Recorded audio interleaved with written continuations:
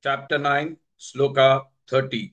Api chetsu duracharah, api chetsu duracharah, api chetsu duracharah, bhajate mam ananyabhak, bhajate mam ananyabhak, bhajate mam ananyabhak, api chetsu duracharah, भजते माम अनन्यभाक् अपि चेत् सुदुराचारः भजते माम अनन्यभाक् अपि चेत् सुदुराचारः भजते माम अनन्यभाक् अपि चेत् सुदुराचारः भजते माम अनन्यभाक् अपि चेत् सुदुराचारः भजते माम अनन्यभाक् साधुरेव समन्तव्यः साधुरेव समन्तव्यः साधुरेव समन्तव्यः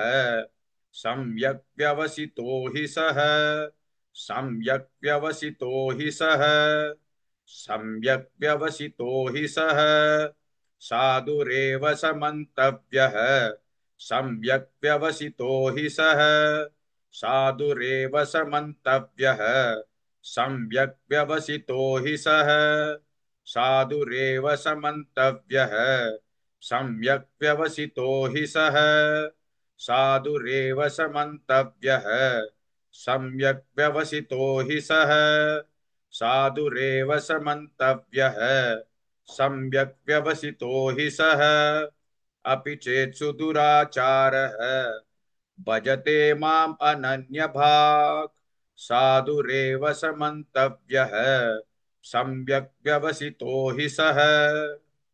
Please like and share this video because you could be instrumental in helping someone around the world recite the Srimad Bhagavad Gita, thereby helping them to have a life of unending opulence, victory and prosperity. This is mentioned in chapter 18, sloka 78.